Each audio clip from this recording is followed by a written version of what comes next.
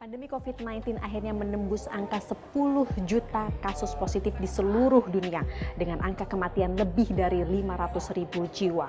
WHO mencatat Amerika Serikat, Brazil, dan Rusia merupakan 3 negara tertinggi dengan kasus positif. Upaya pembatasan, restriction hingga new normal hanyalah upaya untuk menekan penyebaran virus COVID-19 sekaligus untuk mengurangi beban para tenaga medis agar tidak kewalahan. New normal masih akan terus berlangsung sepanjang tahun sampai vaksin COVID-19 ditemukan. Namun, perjalanan menemukan vaksin masih sangat panjang. Bahkan, WHO menargetkan pada tahun 2022. Pengembangan produksi vaksin COVID-19 dan perawatan medis membutuhkan biaya sekitar 30 miliar dolar Amerika atau setara dengan 425 triliun rupiah. Organisasi Kesehatan Dunia mencatat setidaknya ada ratusan kandidat vaksin tercatat di WHO, di mana 17 kandidat sudah melalui proses evaluasi klinik dan 132 kandidat melalui proses evaluasi praklinik. Setidaknya ada 2 perusahaan berada di posisi terdepan dalam pembuatan vaksin, yakni perusahaan farmasi asal Inggris AstraZeneca yang berkolaborasi dengan Universitas Oxford dan Moderna. Di Indonesia, Lembaga Biologi Molekuler Eijkman, Kementerian Riset dan Teknologi berada di garis depan untuk riset vaksin ini. Yang lain adalah PT Bio Farma Indonesia yang menggandeng perusahaan asal Tiongkok dan PT Kalbe Farma dengan perusahaan Korea Selatan. Nah, yang menjadi masalah adalah siapa yang pertama kali mendapat jatah apabila vaksin sudah tersedia dan mulai didistribusikan.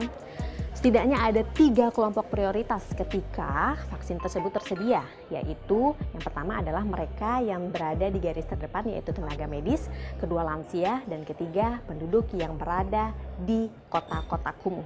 Let's say you have 50 or 100 million doses at the end of this year.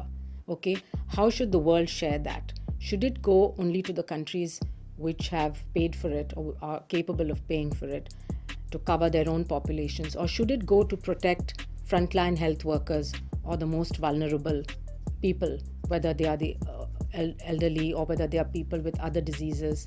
And certainly frontline workers, health workers, but also other kinds of first responders are at the highest risk, as we've seen, unfortunately. Indonesia setidaknya membutuhkan sekitar 340 juta vaksin untuk 170 juta jiwa warganya.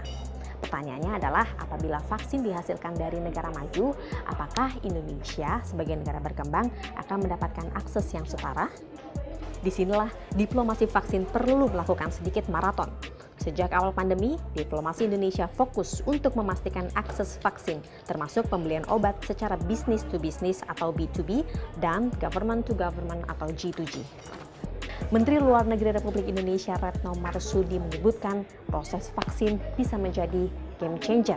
Oleh karena itu, prinsip-prinsip soal akses vaksin harus terus didengungkan untuk mendapatkan dukungan yang luas.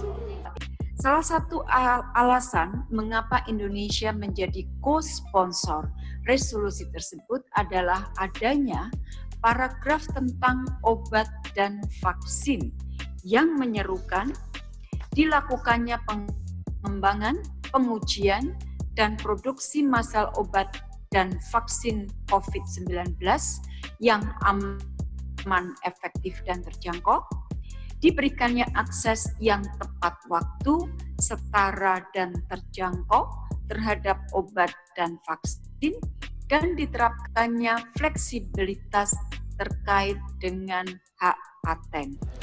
Retno Marsudi menambahkan, kesetaraan vaksin setiap negara adalah keharusan. Kolaborasi internasional dan nasional adalah kunci, karena tidak ada satu negara pun yang dapat menghadapi pandemi sendiri. Dan optimisme adalah jati diri. Vina Nabilah, Windri Hawadis, Jakarta.